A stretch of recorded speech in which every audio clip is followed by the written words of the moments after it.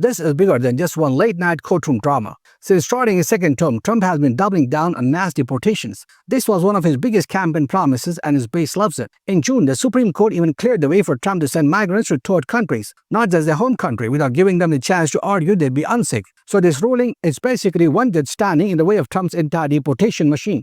And the politics are brutal. Stephen Miller, Trump's immigration advisor and the guy who has basically made a career out of engineering anti-immigrant policies, blasted the judge online saying, "These kids all say their parents are in Guatemala, but a Democrat judge won't let them reunite." See what he did there? He reframed it as if the judge is anti-family when really the ruling is about protecting kids from being sent into danger. But that's how the debate is being sold to the public. Forget the politics for a second. Let's look at the kids. One uncle in Guatemala, Gilberto Lopez, said his nephew went to the US because his family was poor and couldn't afford medical care. He literally said he went to help us because we are poor and there is no cure here for our health problems. These are kids risking everything not because it's fun, but because they are desperate. And in the middle of that, the Trump administration tried to quietly fly them back in the dead of night during a holiday weekend, hoping nobody would notice. Except people did notice. Lawyers filed lawsuits, judges intervened, and now the fate of hundreds of children hangs in the balance. So why should you care? Because this case is a window into how US immigration policy really works. It's not some abstract debate about the border or national security.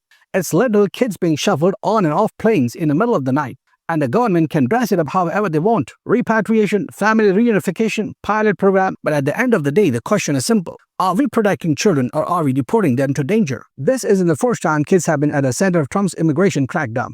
Remember the family separation policy. Remember kids in cages. It's the same playbook. Create a deterrent by making the process as harsh as possible. The message is don't come to America, because if you do, we'll send your kids back in the middle of the night. And now it's Guatemalan kids. Tomorrow it could be kids from Honduras, El Salvador, or anywhere else. Immigration policy is not just paperwork, it's life or death. So here's where we are. One judge blocked Trump for now. Families in Guatemala are waiting at airports not knowing if the kids will come home. Kids in Texas shelters are terrified they'll be put on planes again in 2 weeks. At the Trump administration, they're just getting started. The fight over immigration in America isn't abstract anymore. It's happening in real time to real kids with real consequences. So the next time you hear politicians debate border security or illegal immigration, remember this: behind those words are children, scared, alone, and caught in the crossfire of politics. That's the story here.